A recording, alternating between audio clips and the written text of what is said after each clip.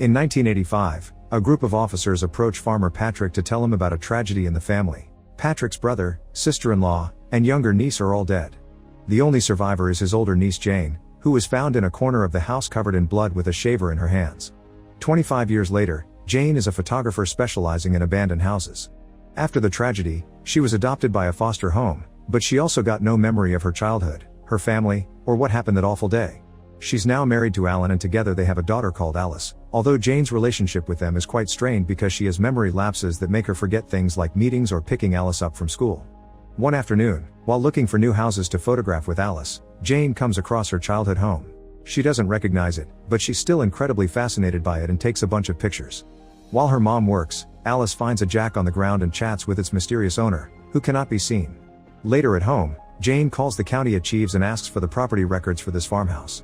It's late in the evening when someone rings the bell and Jane finds they've left a box at the door. Inside there's the jack Alice had found and a bug that takes Jane aback.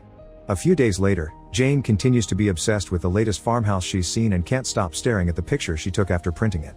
This causes her to forget about picking up Alice at school until Alan calls her to remind her, prompting Jane to take the road in a hurry.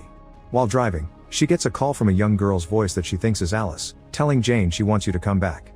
At that moment, a blonde girl appears in the middle of the street, and as Jane falls into another memory lapse, she accidentally crashes her car. The last thing she hears before passing out is she wants you to come back again.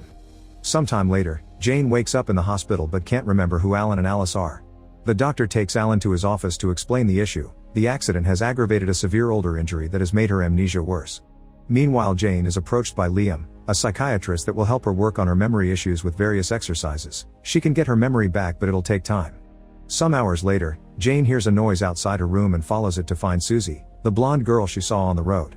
She tries to get in contact with the girl, but Susie runs and hides, and before Jane can do anything she's interrupted by Alan and Alice, who are leaving for the evening. At least this time, Jane is starting to recognize their faces. After some tests with Liam, Jane goes to bed and looks through a bunch of family pictures to try to help her memory. A knock on the door makes her get up only to find a box like the one she had found at home. This time she finds a little ballerina inside together with a picture of the farmhouse. On the other side of the photograph, someone wrote down the date of the tragedy, sending Jane into a breakdown. Meanwhile at home, Alan also hears the bell ring and finds an envelope with some important paperwork outside. The next day, Alan brings those papers to Jane with some big news. The farmhouse belongs to her, and her uncle Patrick has been taking care of it all this time. Jane doesn't even remember requesting this paperwork or having an uncle, but she sees this as an opportunity, and Liam agrees that a visit may help her push out those old memories. Determined to learn more about her past, Jane calls Patrick, who is shocked to hear from Jane but promises to welcome her anytime she wants to come by. A few days later, the whole family goes to visit Patrick, and Jane makes sure to ignore the visions she has of Susie appearing on the road. Patrick apologizes to Jane for having sent her to foster care, but he wouldn't have made a good father and he wanted her to have a good life. After he gives her the key to the farmhouse, Jane asks what happened to her family, and Patrick explains they died inside the house without adding any details. While Jane is thankful for his help, she still can't remember him. Afterward, the family goes to the farmhouse, which makes Jane extremely nervous. She leaves the building through the back door to catch some air only to hear a weird noise, and when she follows it to the middle of the field, she finds a red balloon holding a key and a little note welcoming her home. Meanwhile, Alan and Alice explore the house and finds Jane's childhood room. There's another room belonging to Jane's sister and Alan has to find the hidden key to unlock it. Inside they find an old music box that Alice can't open and a few other toys. On their way out, Alan forgets the key inside and the door gets locked again on its own. The following day, the family goes to explore the nearest town.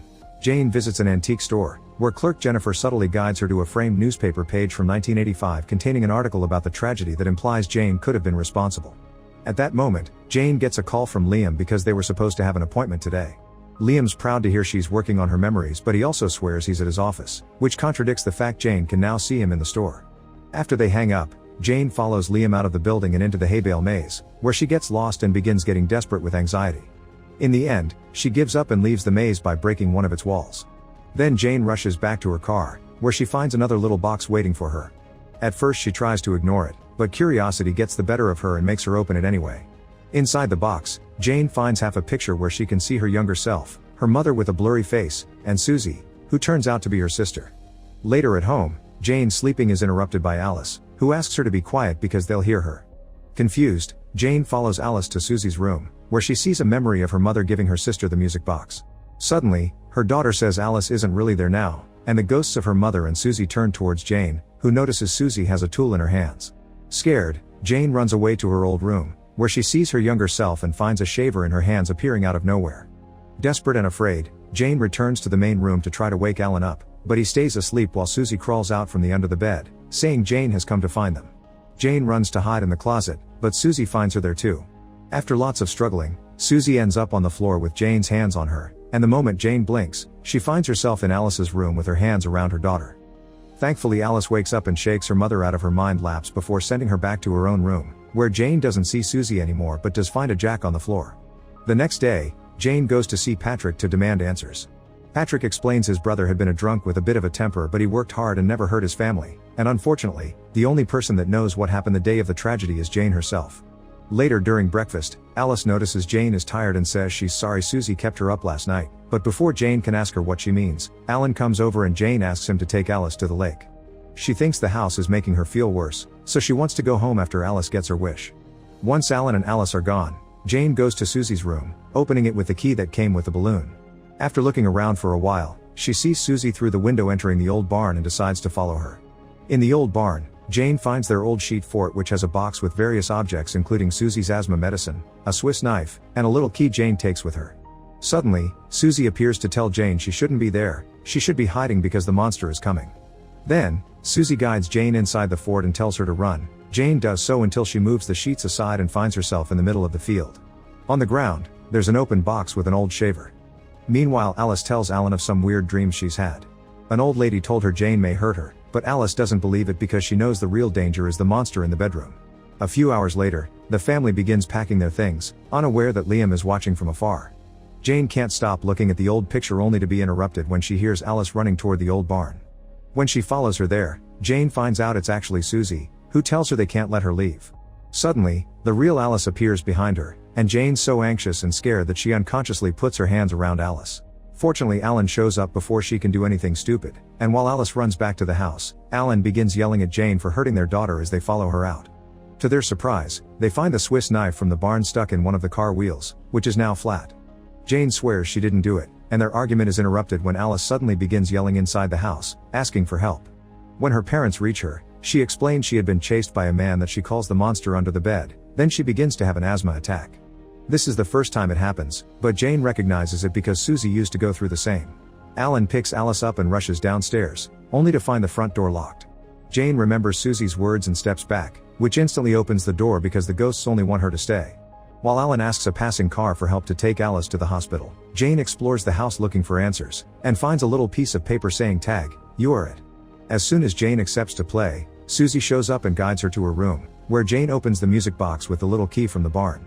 Inside she finds two ballerinas like the one she got in the box and the other half of the picture, which reveals Liam as Jane's dad. Before she can process the meaning of this, Susie makes Jane hide with her under the bed because the monster is coming, and at that moment, Patrick enters the room, bringing gifts for Susie inside those same small boxes.